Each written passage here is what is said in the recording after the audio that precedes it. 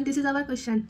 A stress of 10 की power 6 is required for breaking a material. If the density of the material is 3 into 10 की power 3, then the maximum length of the uniform wire that will not break under its own weight.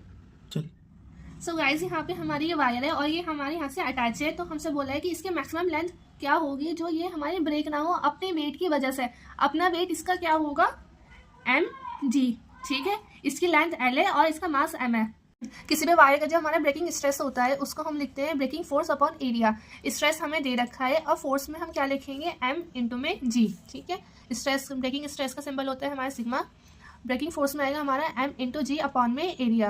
अब यहाँ पे मास तो हमें दे नहीं रखा है question में, तो फिर हम इस मास की बदले हम क्या लिखेंगे, डेंसिटी इंटू में वॉल्यूम इंटू में जी अपॉन एरिया। आपको पता है ना डेंसिटी का फॉर्मूला क्या होता है, मास अपॉन वॉल्यूम। तो मास क्या हो जाएगा हमारा डेंसिटी इंटू वॉल्यूम।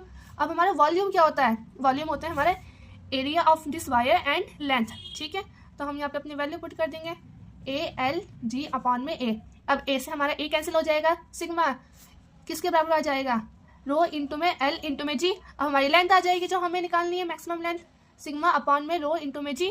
अब हमें यहाँ पे सिग्मा क्या दे रखा है क्वेश्चन में, 10 की पावर 6। हम यहाँ पे वैल्यू पुट कर देते हैं 10 की पावर 6 अपॉन में हमें रो क्या दे रखा है, यानी कि डेंसिटी 3 इंटू 10 की पावर 3। हम यहाँ पे वैल्यू पुट कर देते हैं और जी हमें कितना दे रखा है 10, तो ये कितना हो गया है 3 + 1 4। जब हम यहाँ से कैंसिल करेंगे तो ऊपर आ जाएगा हमारा 100 अपॉन में 3, डिवाइड करेंगे तो हमारा आंसर आ जाएगा 33.3 metre. So the right option is 2।